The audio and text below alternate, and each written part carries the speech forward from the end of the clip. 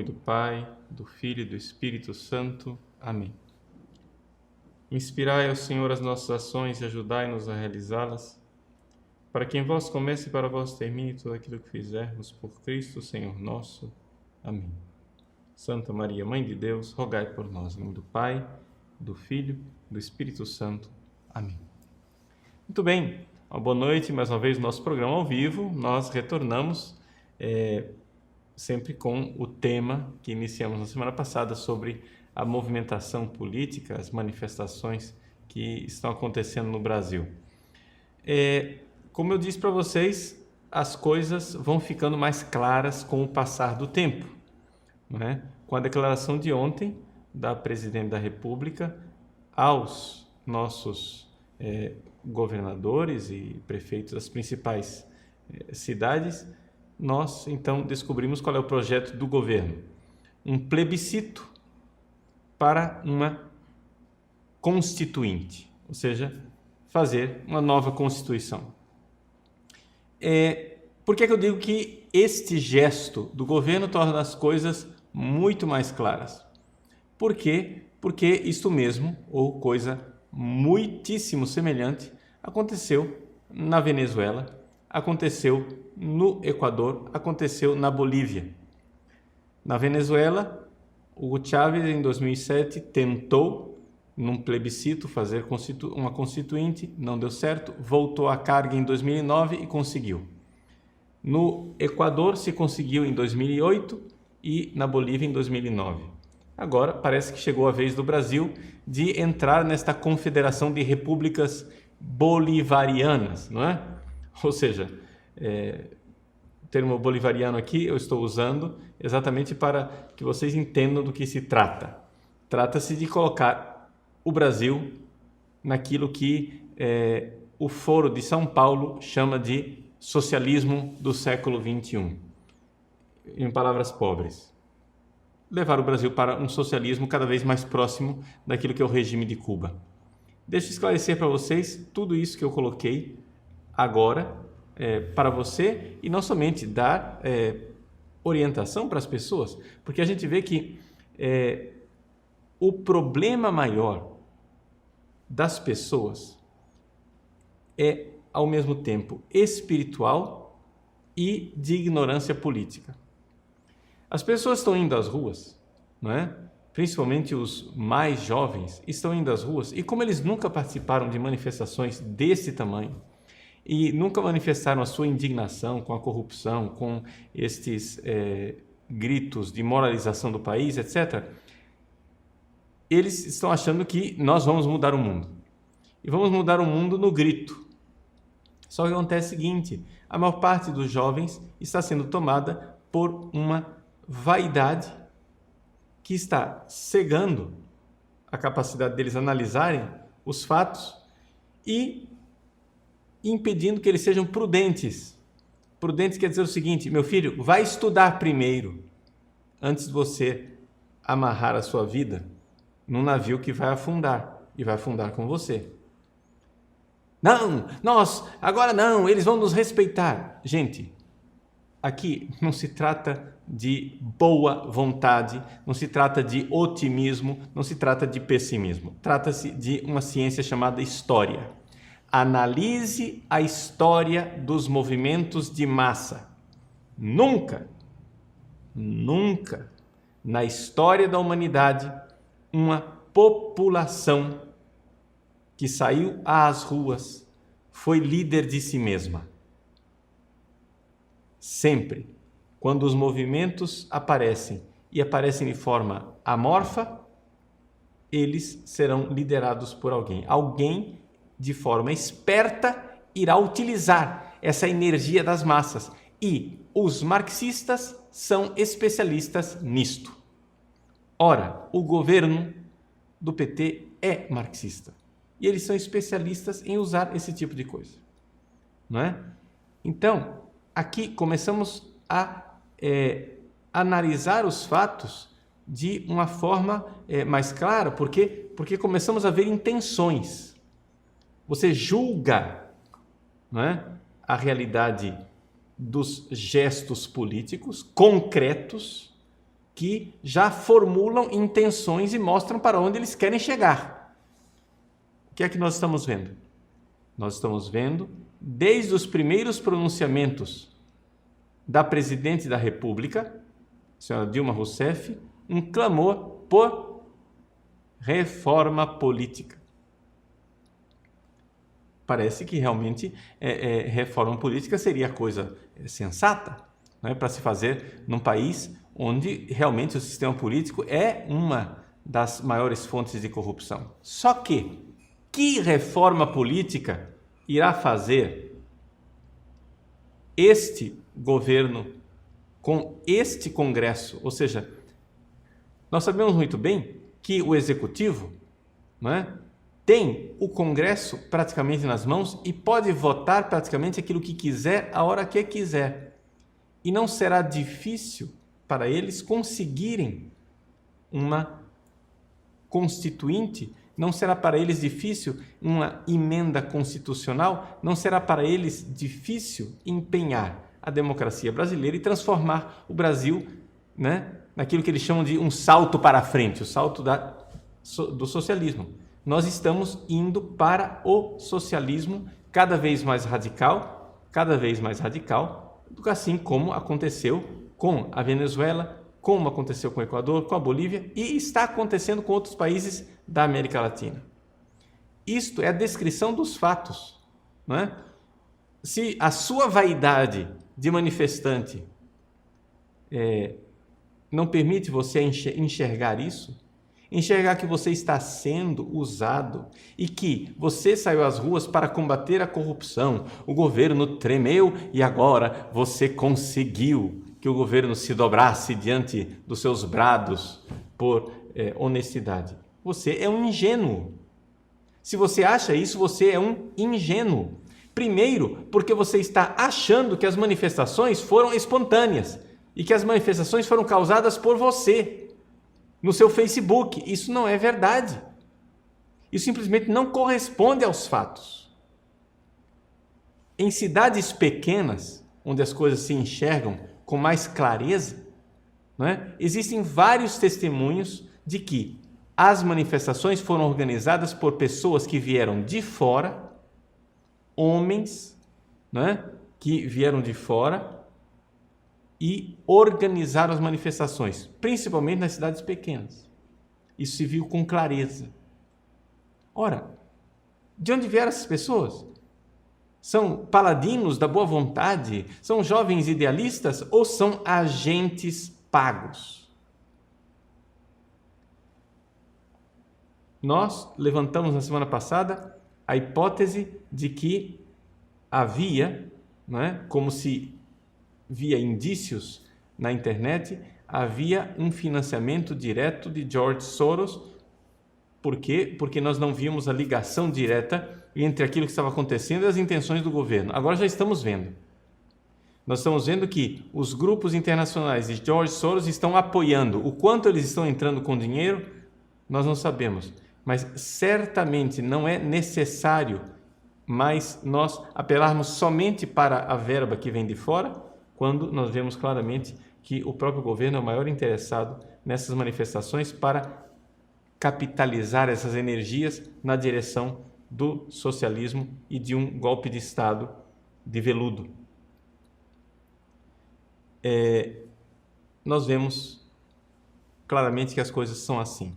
Então, para você que frequenta o site padrepauloricardo.org, talvez para você não seja fácil uma série de coisas que eu estou dizendo aqui, porque são coisas que não parecem óbvias para você. Você vive no ambiente socialista, você ouviu os seus professores, todos eles socialistas, apoiando sempre, falando do socialismo como uma coisa linda, e você está ouvindo, de repente, o Padre Paulo Ricardo dizendo que o socialismo é a coisa pior que existe no mundo, né? Então, muito bem. Então, vamos dizer algumas coisas que são óbvias e que são necessárias para o nosso debate aqui, nosso colóquio, nossa conversa. Em primeiro lugar, você tem que distinguir entre a propaganda que o comunismo e o socialismo faz de si mesmo e a sua verdadeira história. O comunismo faz uma propaganda linda de si mesmo, dizendo: nós estamos do lado dos pobres. Mas o que eles têm no currículo deles são mais de 200 milhões de mortos. Na contabilidade que foi feita pelo livro negro do comunismo, se chegou a 100 milhões de mortos pelos regimes totalitários comunistas. Mas, através de pesquisas mais recentes, a coisa cresceu. Veja no site do Olavo de Carvalho um artigo chamado O Tamanho do Crime. E você vai ver lá a contabilidade macabra de 200 milhões de mortos por esses regimes revolucionários que querem fazer um mundo lindo. Então, é esta a doença que nós temos que combater. Não é? Muita gente está se dirigindo ao site e dizendo: muito bem, padre, e agora, o que fazer? Bom, o que fazer, a primeira coisa, é que nós temos que lutar, lutar e lutar no campo cultural para tirar da cabeça do brasileiro de que o socialismo é uma coisa linda. Por quê? Porque esse é o pressuposto. Eles conseguiram martelar isso na cabeça do brasileiro. Todos os nossos alunos, como beócios, estão aceitando dos professores comunistas em sala de aula que o socialismo é lindo. Quando o que o socialismo fez foi 200 milhões de mortos. Os professores rasgam as vestes, não é, nas salas de aula por causa de alguns mortos nas inquisições. Né? Imagine, a Inquisição matou, 3 mil pessoas. Nós estamos falando de 200 milhões, dos quais esses senhores que estão rasgando as vestes em sala de aula são cúmplices. Então, o socialismo, o comunismo, é responsável por esta loucura que nós verificamos na história da humanidade no último século. Então, nós temos que entender qual é a doença. A doença é a seguinte: quando uma pessoa chegar para você e disser: por favor, me dê poder, que eu te darei um mundo lindo, nós deveríamos ter um dispositivo legal para pôr essa pessoa na cadeia. Porque essa proposta é louca, é de gente maluca, e é esse tipo de patologia que leva a esta loucura de milhões de mortos. Me dê poder. Que é isso? Quem você pensa que é? Deus. Vou te dar poder para você me dar um mundo novo? Mas é exatamente isto que a presidente da República está propondo. Ela está propondo uma Constituição, não tenha dúvida, meu amigo. Ela está propondo uma Constituinte para ter mais poder. Para ter mais poder, para te prometendo um mundo novo, um mundo sem corrupção. Sabe por quê? Por que é que está tendo corrupção? Está tendo corrupção porque eles não têm poder. Então vamos fazer o seguinte: dê a ela o poder de pôr na cadeia os corruptos como crime hediondo, e você vai se espantar que os corruptos que eles vão encontrar nunca vão ser do partido deles. Os faltores do mensalão vão continuar soltos. O José Disseu vai continuar com o escritório de consultoria, sendo o maior lobista de Brasília, ganhando dinheiro, rios de dinheiro, fazendo lobby, né? E vendendo o poder que ele tem junto ao governo. Por quê? Porque eles são assim. Para eles não existe bem e não existe mal. Para um comunista, você tem que entender isto. Para a mentalidade socialista não existe bem e não existe mal, não existe honesto, não existe desonesto. Isso é uma das dificuldades que a gente tem dentro da igreja. As pessoas, os bispos, os padres, estudaram lógica aristotélica, estudaram ética da Igreja Católica e eles não entendem como é que funciona um cérebro revolucionário. O cérebro revolucionário funciona assim. A lógica não é aristotélica, ela é dialética. Então, veja, eles creem na dialética da história, então eles estão acostumadíssimos a criar um movimento contra eles para poder aumentar o seu próprio poder. Isso acontece. Você quer saber como funciona essa lógica? Se você quer estudar como funciona essa lógica, está no Mídia Sem Máscara, um artigo muito importante, do Olavo de Carvalho chamado Caos e Estratégia. A primeira parte, a segunda parte, né, nós ainda esperamos. Mas Caos e Estratégia, você verá lá, né, exatamente essa realidade de criar caos como estratégia para poder ter mais poder e poder avançar nas causas socialistas. Isso é típico da mentalidade revolucionária que nos governa. Pois bem, você, então, tem que entender isto. Os padres e bispos estão acostumados com a lógica linear. Eles têm uma lógica dialética. Os padres e bispos estão acostumados com a moral católica. Eles não têm esta moral. Trata-se de uma moral revolucionária, que é o seguinte. Por exemplo, para eles, sei lá, o homossexualismo é crime? É pecado? É ruim? É bom? O que é o homossexualismo para eles? Resposta: depende. Se ajudar a revolução, o homossexualismo é lindo. Se atrapalhar a revolução, o homossexualismo é uma coisa horrível. Então, estes mesmos senhores comunistas e socialistas que hoje estão pondo dinheiro nas passeatas de orgulho gay, são os mesmos que defendem o regime de Fidel Castro, que colocou milhares de homossexuais no paredão. Mas eles são contra o homossexualismo ou a favor do homossexualismo? Depende do que ajuda a revolução. Matar a minha mãe é ruim? Depende. Se matar a minha mãe ajudar a revolução, é bom. Mas se ficar feio para a causa revolucionária, então matar a minha mãe é ruim. É aqui que está a coisa. Pedofilia é bom ou é ruim? Depende. Se for padre que é pedófilo para acabar com o prestígio da Igreja Católica, então pedofilia é a coisa mais imoral que existe. Mas se for para ajudar o pessoal das manifestações e do movimento gaysista, a pedofilia é um direito. Trata-se de intimidade intergeracional. É assim que eles pensam. Você tem que aprender como eles pensam. Muito bem. Estou colocando essas coisas aqui porque a maior parte das pessoas, a gente vê que os comentários e os debates, as pessoas não estão preparadas para debater porque não estudaram essas coisas que são básicas. Isso é o beabá. Outra coisa que você tem que saber da existência do Foro de São Paulo. O que é o Foro de São Paulo? O Foro de São Paulo é uma organização fundada pelo PT e por Fidel Castro em 1990, foi feita em São Paulo e é por isso que a coisa chama-se Foro de São Paulo, para organizar todas as lideranças comunistas da América Latina, os movimentos revolucionários da América Latina, seja ONGs, movimentos de narcotraficantes, de guerrilheiros, partidos políticos, seja o que fosse, para recuperar na América Latina aquilo que se perderia no leste europeu. A coisa foi indicada por Fidel Castro, que já sabia que o Muro de Berlim iria cair em 1989.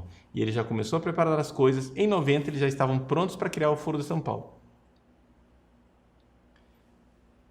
Você vai dizer, mas eu nunca vou falar desse Foro de São Paulo? Bom, o jornalista e filósofo Olavo de Carvalho vem já há mais de uma década martelando isso e dizendo e tentando dizer para as pessoas que existe o Foro de São Paulo. No início, todo mundo dizia, você é um louco, imagina, você não existe, Foro de São Paulo. Agora, o próprio PT já está publicando. No canal do PT, no YouTube, você vai encontrar lá um vídeo do PT com a primeira reunião do Foro de São Paulo. Eles dizem lá que tem 18 horas de vídeo da primeira reunião de 1990. E eles já publicaram lá 1 hora e tanto.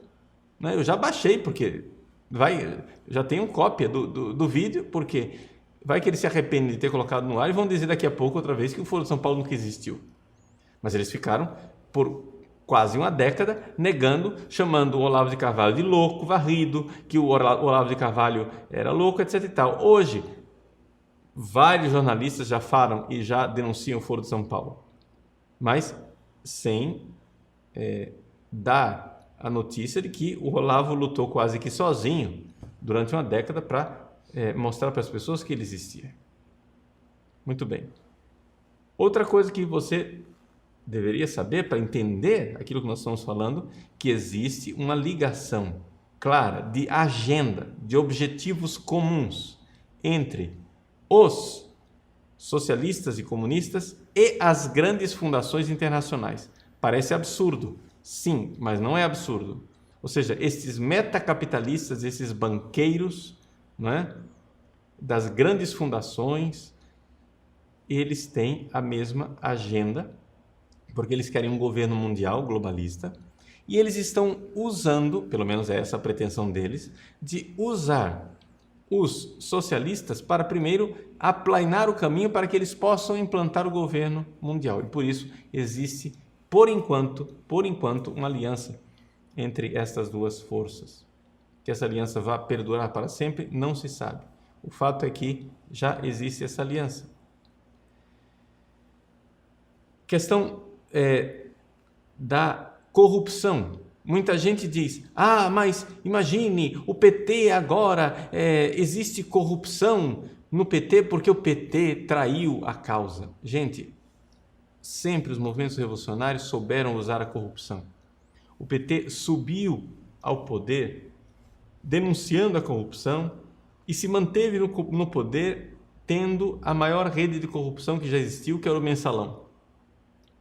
Mas nós não somos fortes o suficiente, ou corajosos o suficiente, para dizer que isso não é uma coisa que o José Dirceu, né, fez e ele traiu o socialismo. Não, isso faz parte da lógica, da própria lógica do socialismo. Usar o dinheiro, que é a fraqueza que eles consideram do adversário, ou seja, tem aqueles políticos lá que estão no Congresso, são os porcos capitalistas, vamos usar o dinheiro para corrompê-los, para que ele nos dê uma coisa mais importante do que o dinheiro, que é o poder. Entende? O brasileiro está treinado para distinguir a corrupção quando ela envolve dinheiro, mas não está treinado para compreender que existe uma corrupção muito mais grave do que o dinheiro, que é a corrupção do poder. Ou seja, usa-se o dinheiro para ter mais poder, não para o enriquecimento pessoal, embora muitos deles estejam ricos. Mas a finalidade principal é o alcance do poder. Então, tudo isso está acontecendo, não é? Eu gostaria que vocês dessem uma olhada depois num blog que um jornalista que eu não conheço, o Aloísio Amorim, né? O nome é Aloísio com U e Z, aloisioamorim.blogspot.com. Você vai encontrar lá, né, esse jornalista que está lá fazendo o trabalho dele, muito bem feito, mostrando claramente que o PT já tinha cartazes, panfletos, apostilas, cartilhas a respeito da reforma política que a senhora presidente da República acaba de lançar ontem, mas já estava tudo pronto, já estava no site do PT pronto, a reforma política. Ora, você vai dizer, não, mas é que o PT já tinha essa reforma política, eles queriam a reforma política e aí providencialmente aconteceu as manifestações. Bom, você certamente é um sujeito otimista, né? Então, parabéns pelo seu otimismo. Só que esse otimismo, meu irmão, ele não corresponde ao mundo real. Porque talvez você tenha que fazer um esforço de encontro à realidade, porque a realidade, às vezes, ela é dolorosa. Tá? Então, Jesus disse que a verdade nos liberta, mas ele não disse que a verdade ia ser agradável. A verdade, no mais das vezes, é dolorosa. Então, resumo, para nós darmos um intervalo e assim você poder fazer as suas perguntas. E eu gostaria realmente de responder algumas perguntas, porque tem gente que está muito confusa, né? Então, resumo da conversa. Pelo que nós estamos vendo, houve um movimento popular nas ruas. Esse movimento não foi espontâneo, né? Semana passada nós dizíamos, ele teve início na internet. Hoje está mais claro, não foi uma coisa só da internet. Houve organização local, sim. Houve gente paga para promover isso nas várias localidades. E claro, a divulgação, a indignação, a propaganda, etc. e tal, o combustível foi feito na internet. Não é? Este movimento, tenha sido ele causado por quem for, foi causado por alguém de esquerda. Por quê? Porque os slogans eram de esquerda, os pedidos eram de esquerda, eram causas socialistas e eram coisas para levar o Brasil para o socialismo. Pois bem, mais ou menos quando arrefece, né, o fogo das manifestações, nós temos a presidente da República que pertence a um partido socialista, que tem um projeto socialista, proclamar exatamente aquilo que já foi feito em outros países da América Latina. Vamos fazer um plebiscito para uma constituinte. Para quê isto? Porque a gente deve aproveitar o calor do povo para fazer um passo avante, um passo para frente no socialismo. Ora, se isto não é um golpe de Estado de veludo, sem derramamento de sangue, eu não sei o que é. Não é? Então, claramente as coisas estão aí. Olhem lá o blog do Aloysio Amorim, vocês vão ver os cartazes, vão ver o que o PT tem feito e como as coisas têm sido planejadas já há muito tempo. Não é?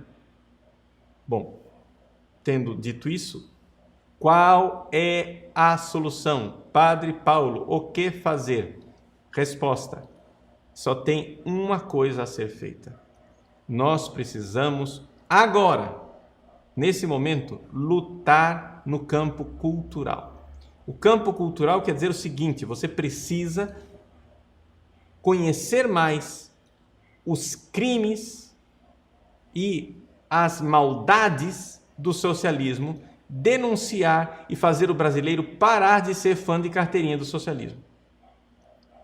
Se não houver essa mudança cultural, qualquer coisa que nós tentemos vai dar em fortalecimento da esquerda, em fortalecimento do socialismo. Você vai às ruas, eles vão usar esse combustível para fazer o que eles quiserem.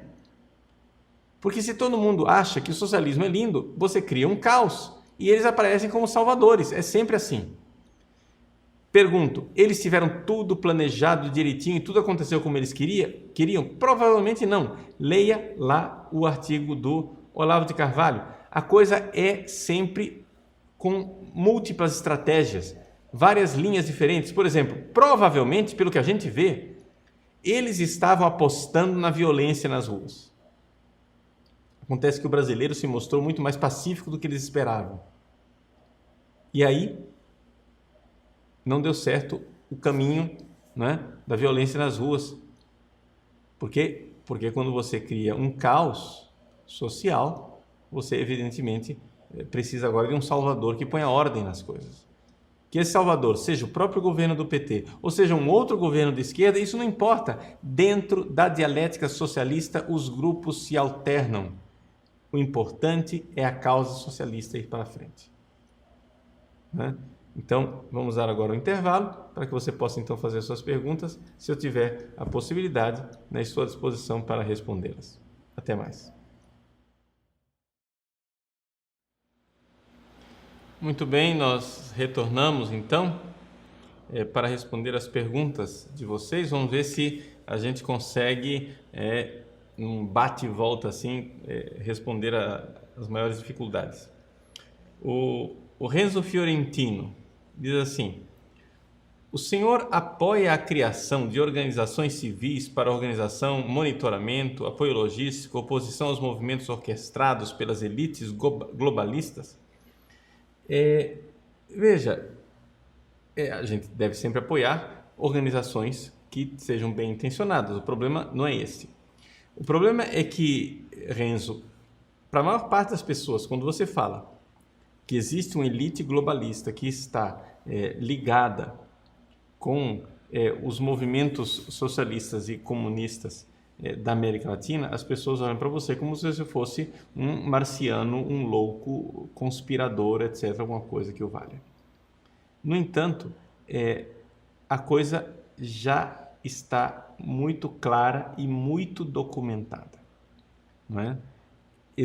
Vamos pegar somente um ponto. Tá?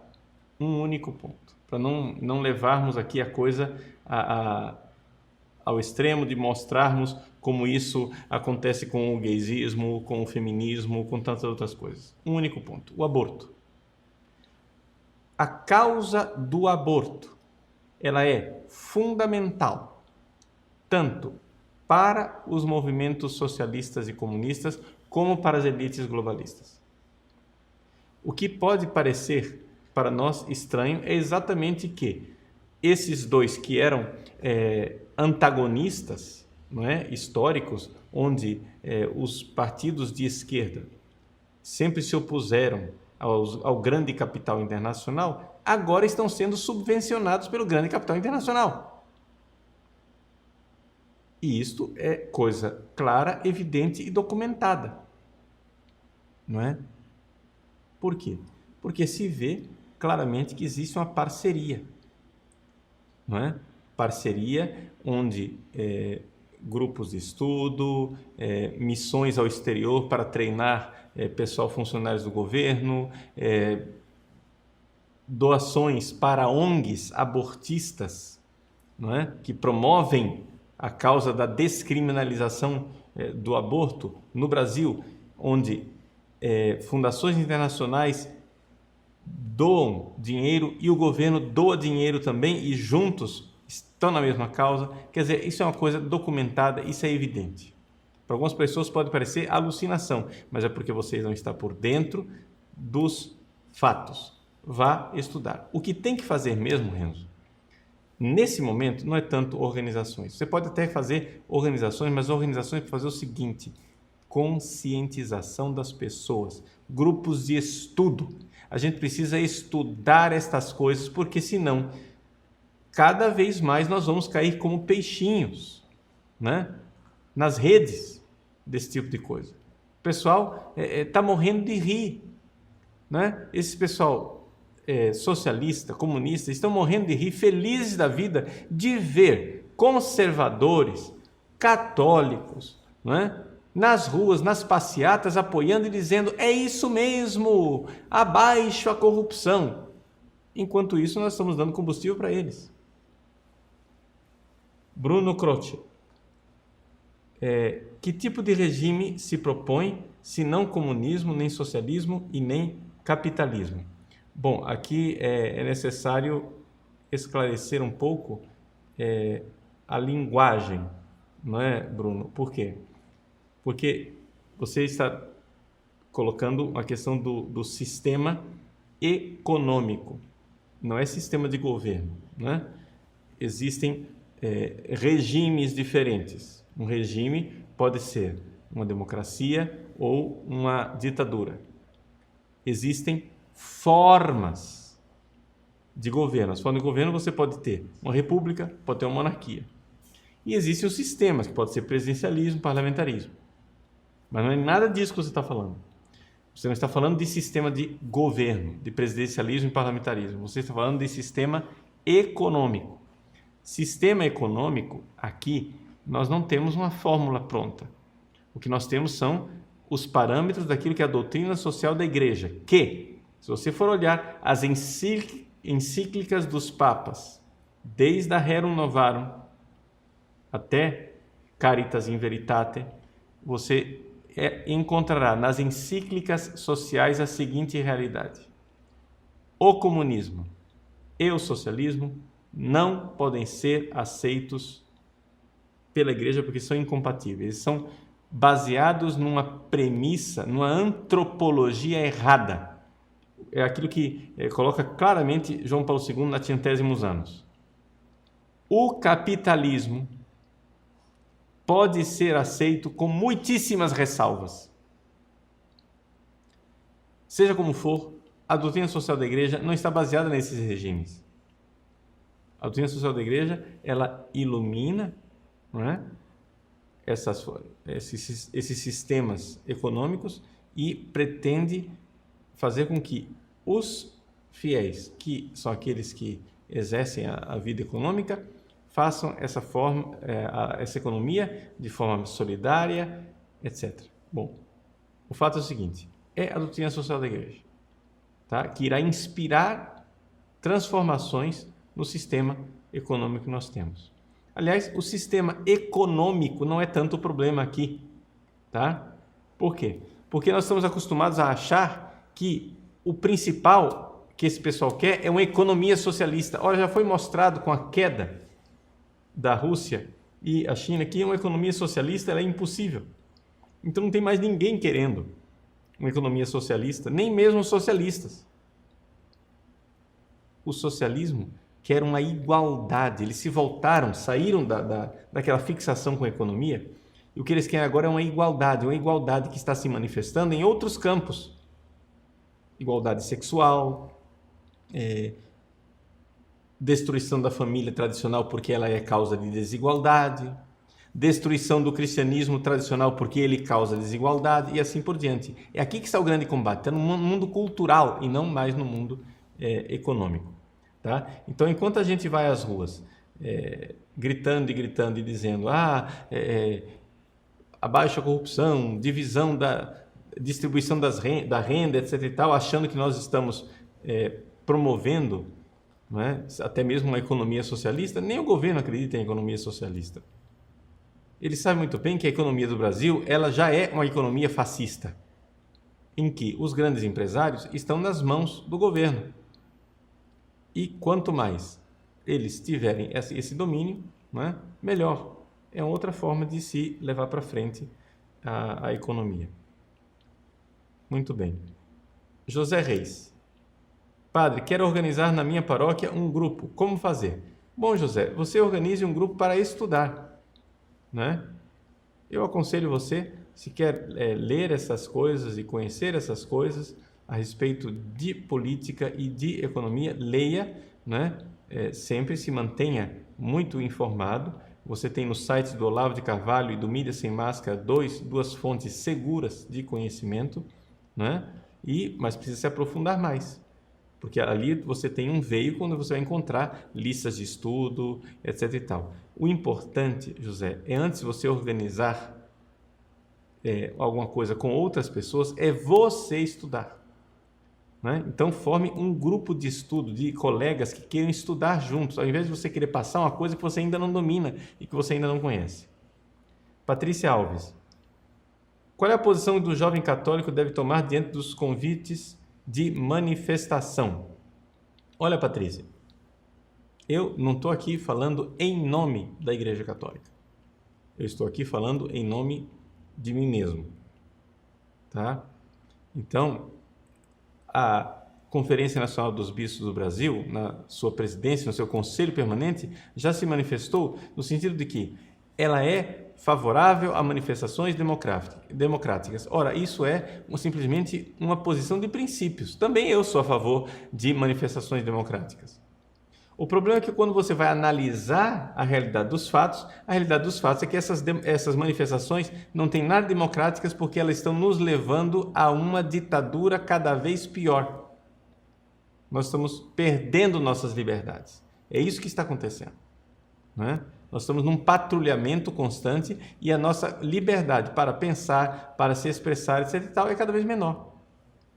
Então, ir a essas manifestações é dar combustível a essas pessoas. Esta é a minha opinião. Agora você faça o que você achar melhor. Eu não estou falando em nome da igreja. Eu estou falando em nome de uma pessoa que pensa. Ou seja, em nome de mim mesmo. Então, você pense e decida o que você vai fazer. Júnior. Padre, a CNBB está domada por comunistas. Hoje ela se manifestou favoravelmente à reforma constitucional. O que o senhor acha disso? Bom, Júnior, eu não sei se a gente pode falar isso da CNBB com esta simplicidade. Por quê? Porque a CNBB ela é uma conferência para reunir os bispos do Brasil que cuidam das dioceses. Ela não é uma instância que manda nos bispos, não é? Ela é uma instância que está aí para coordenar a pastoral, de alguma forma, dar orientações. Segunda coisa, se existem assessores da CNBB que são comunistas, isso é uma coisa. Os bispos são outra coisa. A CNBB, a conferência, não são os assessores, são os bispos, não é? Então, quando o Conselho Permanente, que é feito por bispos, se manifesta, como se manifestou recentemente, a favor de manifestações democráticas e se manifesta a favor de uma reforma constitucional, eu não vi essa manifestação, mas se há essa manifestação da CNBB, ora, nós temos que respeitar isso como opinião de cidadãos, não é? Porque isso daqui não diz respeito nem a dogmas católicos, nem à pastoral e nem à moralidade. É uma opinião política. Ora, a opinião política de um bispo vale tanto quanto a minha, vale tanto quanto a sua, não é? Então, uma opinião política é uma opinião política. Devemos respeitar, ver e ver se a pessoa que está emitindo esta opinião com conhecimento de causa. Não é? Nós católicos temos que parar com esse negócio agora de que aconteceu alguma coisa, o que diz a CNBB. Não, pera lá, escuta, aconteceu alguma coisa em fatos de doutrina, de moral, de pastoral, então vamos perguntar aos nossos bispos locais o que é que eles dizem. Esta é a voz. A presidência da CNBB e o Conselho Permanente fala enquanto presidência da CNBB e Conselho Permanente, mas não fala em nome dos 400 bispos do Brasil. Entende isso? E depois outra coisa. Isso se é questão de doutrina, se é questão de moral e se é questão de pastoral. Se é questão de política, não é? Aqui a igreja ela não quer nos colocar numa rédea, num cabresto clericalista, não é? Onde agora vão ser os padres e bispos que vão dizer o que vai acontecer com o futuro político do país, não é? Então, essa reflexão que eu estou fazendo com vocês aqui nesse site é uma reflexão em meu nome, é uma reflexão privada. É o cidadão Paulo Ricardo quem está falando. Eu não estou falando em nome da igreja. Eu estou raciocinando a partir de fatos. Eu sou um cidadão que fala. E espero que pense antes de falar, né? Tenha estudado antes de falar. Eu acho que um pouquinho desse negócio aqui eu estudei. Então, dá para falar. Alexandre Amarante. Padre Paulo, a igreja não poderia aproveitar desse momento para canalizar essa energia juvenil para formá-los adequadamente e com eles exigir as mudanças corretas? Veja, poderia, mas a igreja está pronta para isso? A igreja tem este conhecimento que eu estou colocando aqui para vocês, enquanto tal, ou seja, a igreja que eu falo aqui são os membros da igreja, quer dizer, você, né? Os padres das paróquias, os bispos nas dioceses, nós temos esse conhecimento. A grande realidade, gente, é que nós estamos aqui num campo que não é eminentemente eclesial, né? Eu, por acaso, entendo disso que eu estou falando, mas a maior parte dos padres não entende. Não houve preparação para isso, né? Então, aqui nós estamos num campo claramente político. E nesse campo claramente político, os cidadãos devem se mover na sua cidadania plena. Vocês sabem de quem é o campo da política e disso que eu estou fazendo aqui? É do leigo. É do leigo. Eu estou esclarecendo essas ideias para vocês, não é? Mas esta forma elevada de caridade chamada política, como disse recentemente o Papa Francisco, mas como também disse Bento XVI e João Paulo II, essa forma elevada de caridade chamada política, ela deve ser exercida pelos leigos, sobretudo porque nós, sacerdotes e bispos, não podemos entrar dentro da política partidária, né? Nós podemos nos manifestar, mas não partidariamente. O que é que nós estamos vendo aqui no Brasil? Bom, estamos diante de fatos. É meu dever, como cidadão e também como sacerdote, colocar para vocês os estudos que eu fiz. E aí você, a partir deste conhecimento, é quem vai decidir, quem vai fazer as coisas. Essa é a iniciativa do leigo. É o leigo quem deve fazer isso, ao invés de colocar em cabrestos. Milena Popovic. Padre, como explicar para os jovens que essas manifestações não são coisa boa? Como explicar que parar uma rodovia como a Dutra está parada agora não é bom. Bom, Milena, veja, o que tem que explicar para as pessoas é exatamente aquilo que eu insisto, é o que é o socialismo, é a maldade do socialismo e como isto está sendo usado para que o país precipite num socialismo ainda mais profundo. Já estamos nos socializando, nos tornando socialistas, né? Isso é ruim. Então, a argumentação deve começar assim. Se você começa na argumentação superficial de dizer, mas a corrupção, mas desse moralismo de corrupção, não corrupção, você está numa análise que não é profunda. Você vai ficar debatendo isso para sempre. Por quê? Porque você tem que olhar que no mundo da movimentação política, as aparências, na maior parte das vezes, enganam. E o que está acontecendo realmente é um jogo sujo debaixo da mesa e não em si, aquilo que você está vendo bonito em cima da mesa. Não é? Cristiano Estolano. Padre Paulo, como demonstrar isso para amigos, familiares e conhecidos? É aquilo que eu acabei de responder para Milena. Rodrigo Melo. Padre, deveremos votar contra o que propor o plebiscito? Bom, Rodrigo, vamos em primeiro lugar deixar acontecer a proposta de plebiscito, não é? O que é que vai estar sendo proposto? Não sabemos ainda, as coisas ainda não foram elaboradas. Só sei que acontece o seguinte,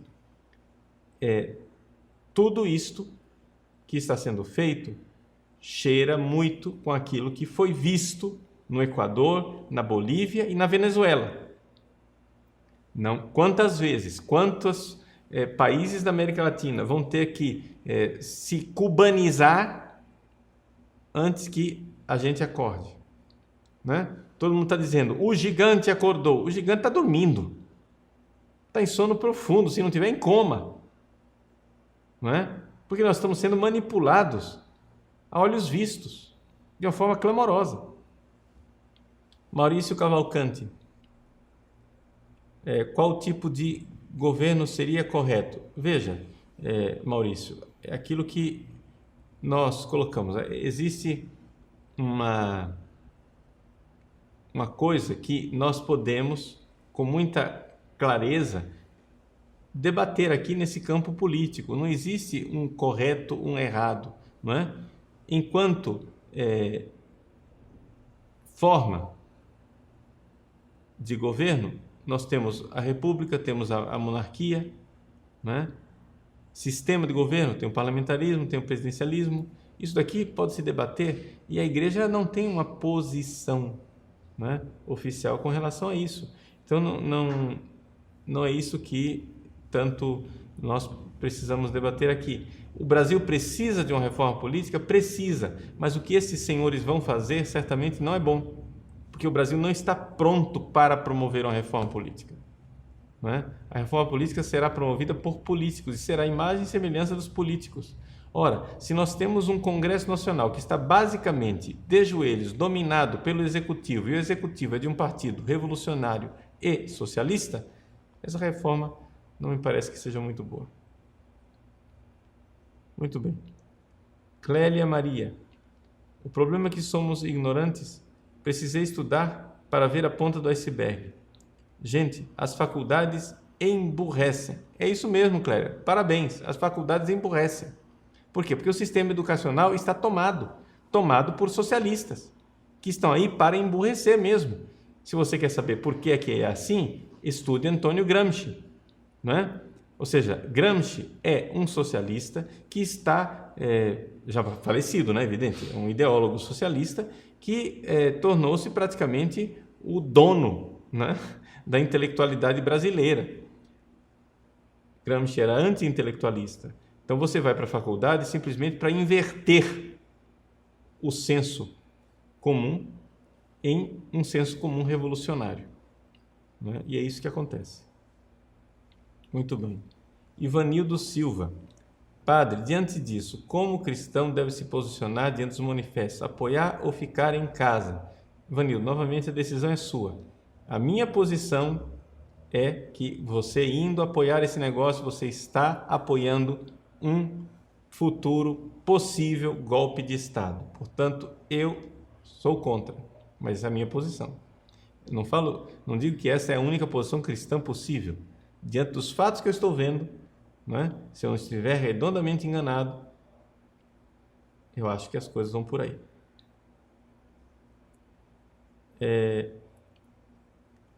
Durval de Santana Soares. Como se luta no campo cultural? Exemplos, dados, fatos ou tudo isso junto? Bom, se luta no campo cultural estudando e divulgando as coisas que você vai descobrindo, né? Sem que no início você queira emitir opiniões muito facilmente a respeito das coisas, né? Divulgue fatos, coloque aquilo que você vê que são pensadores que você confia, que estão realmente desmascarando as coisas, mas a emitir opiniões sobre fatos novos, às vezes é uma questão arriscada para aqueles que não têm material suficiente e não têm tempo suficiente de meditação sobre os fatos, né? Então, a melhor coisa é você estudar e divulgar o seu estudo, passar para frente aquilo que você vai estudando, né? Contagiar outras pessoas para o estudo. E assim as pessoas vão despertando. Aí sim o gigante poderia despertar, se houver uma elite cultural que desperte esse gigante. Nádia Pereira, padre, Deus deixou o homem como protetor da família e dos governos. Onde encontramos esses homens corajosos com autoridade para ajudar-nos nessa luta injusta? Nádia, vamos ter que formá-los. Homens corajosos para defender isso, vamos ter que ser nós mesmos. Não tem nós, então é nós mesmos. Entende? Nós vamos ter que formar essas pessoas. Então, vocês que são leigos, que estão sendo formados no site, e tantas outras pessoas de boa vontade que estão sendo formadas em outros lugares, né, como, por exemplo, no Seminário de Filosofia do Olavo de Carvalho, esses serão certamente os futuros homens que irão dar a vida e defender. Por enquanto, o horizonte não me parece muito promissor. Vera Vilela Furtado, padre, não é esse momento para Deus peneirar o povo brasileiro? Olha, Vera, eu acho que Deus está peneirando, porque quando a maldade e a vileza se apresentam, nós somos chamados, somos convocados pela história a tomar posição.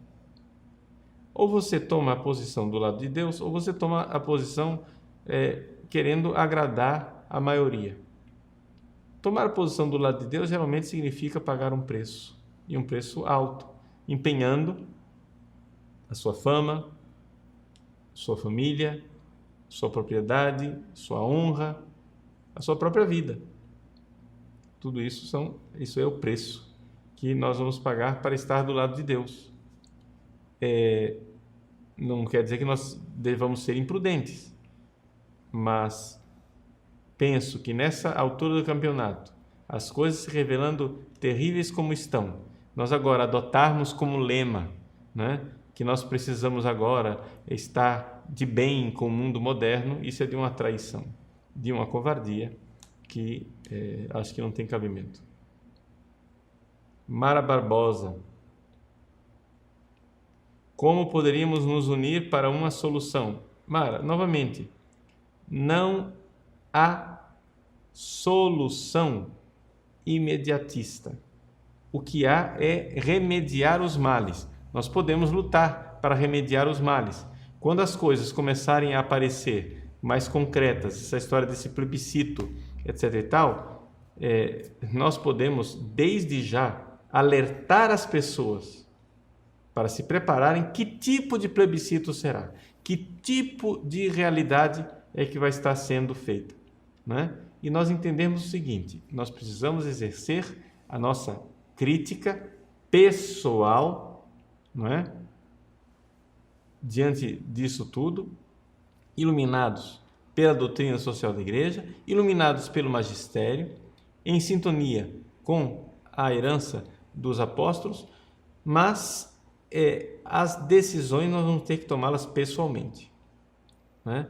Então, organizar-nos, unir-nos, sem dúvida nenhuma, mas é importante a gente se preparar desde já de usar esses mecanismos que nós já temos, não é? Você está sabendo das coisas, agora você sabe. Muito bem, usem a criatividade no Facebook, na internet, onde vocês... Para o quê? Para denunciar essas coisas. Não é? É necessário denunciar. Essa reforma política tem tudo para ser um passo na direção do socialismo. Foi assim na Venezuela, foi assim na Bolívia, foi assim no Equador. Ora, vai ser diferente conosco? Já que os outros membros do Fórum de São Paulo estão indo na mesma direção. A Dilma e o PT têm vínculos com o Fórum de São Paulo. O que será que eles estão fazendo? Será que é coincidência? Quando, de repente, fazem um plebiscito no Equador e a República do Equador fica mais socialista, com uma constituinte, e, de repente, aqui no Brasil, com o Partido Socialista, eles propõem novamente um plebiscito para fazer o Brasil avançar, o que você acha que vai dar nessa história aí? O que vai sair disso tudo? Né? Então, muito bem. Vamos, então, concluindo por aqui. Né? Fico contente que vocês parece que compreenderam bastante a coisa. As perguntas que apareceram não foram tão polêmicas e tão assim, como nós estávamos vendo esses dias no site. Vocês viram que nós, com toda a honestidade do mundo, postamos os comentários de vocês, gente que estava em desacordo com aquilo que eu estava colocando. Nós estamos aqui para debater, estamos aqui para conversar, não temos nenhum medo, né, de realmente buscar juntos a verdade. Vamos debater e estamos aí para isso. Agora, o que seria necessário é estudar, né? Não basta otimismo, não basta você chegar e dizer assim: mas eu acho que vai dar certo. Gente, isso daí é suicídio, não é? Isso aí é como o paciente que vai para um médico, não é? O médico chega e diz: olha, meu filho, você tem câncer, o seu único tratamento é uma quimioterapia muito forte e o caminho é esse daqui, assim, assim e assim. Aí você volta para casa dizendo: olha, o médico é muito pessimista. Eu acho que não é tão grave assim. Nós devemos ser mais otimistas. A minha avó curou essa dor que eu tenho com um chazinho de erva cidreira. Eu vou tomar chazinho de erva cidreira. Muito bem, meu irmão. Você continue otimista, mas siga um conselho. Comece a pagar um consórcio para o seu funeral, que vai ser melhor. Tá? É o que vai acontecer com o país, né? O gigante despertou, é tudo muito lindo, etc e tal, mas eu acho que nós temos que sair da síndrome do piu-piu, né? A síndrome do piu-piu é o cara que está lá vendo o inimigo na frente dele e está assim pensando: eu acho que eu vi um gatinho, e nunca acorda para a vida. Quando ele vai ver, ele já está no estômago do gato, né? Então, que Nossa Senhora nos abençoe e que estejamos acordados realmente para aquilo que está sendo realizado no nosso país. Que a classe política também desperte para essa realidade, para esses golpes que estão acontecendo e que, com a graça de Deus Nosso Senhor, sejamos poupados de passar e dar mais um passo na direção desse socialismo. Deus abençoe você. Em nome do Pai, do Filho e do Espírito Santo. Amém.